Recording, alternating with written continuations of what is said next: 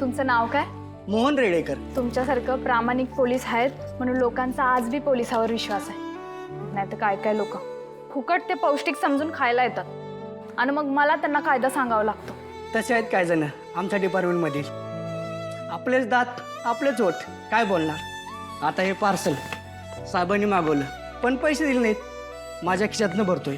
अहो मग आधीच सांगायचं की पार्सल दिलंच नसतं मी तुम्हाला. मग तुमचा साहेबाला असतं चिडून सांगितलं असतं मग बराबर त्याला. कशाला उगाच वाद. आधीच साहेबांनी कृष्णेचा लय अपमान केलाय. जाऊन द्या सोडून. एक मिनिट. काय म्हणलं तुम्ही? कृष्णाईचा अपमान कुणी केला? तुमच्या साहेबांनी? आणि कधी केला हा अपमान? झाले 2 आठवडे.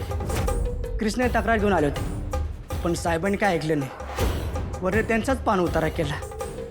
मलाच खूप वाईट वाटलं पण साहेबांपुढे काय बोलणार. येऊ कमी. आई आई मी सांगते जरा. आई तू पोलीस स्टेशनला गेलतीस? कसली तक्रार करायला गेलतीस? काय नाही. नाही काय नाही.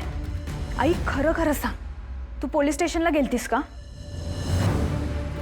ते माझ्यासाठी.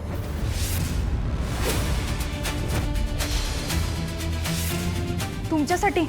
अगं ते मातोश्रीचा तो गुंड पोरगा तो घरी आलता आणि तोडफोड करून गेला ना. मला काहीच कळलं नाही बघ काय करायचं. माझी अवस्था बघून कृष्णताईच मला घेऊन गेलते पोलीस केस करायला पोलीस स्टेशनात. हा, पोलिसांनी केस न घेताच आम्हाला परत पाठवलं. आता कळलं त्या मातोश्रीला मी बेकारबाई का म्हणते ते.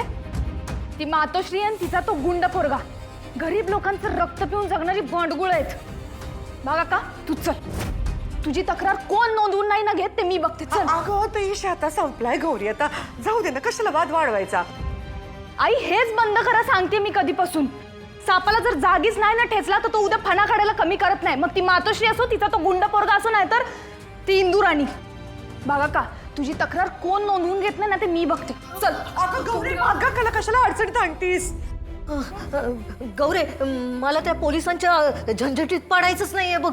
आणि मला ते केस बीस पण नको. मी जातो आपल्या कामाला. बघा का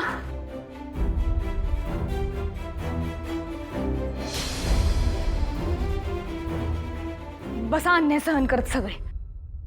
आता कुठं चाललीस तू? खानावळीसाठी सामान आणायचंय मार्केटमधनं. आता जाऊ का नको? नाही जा.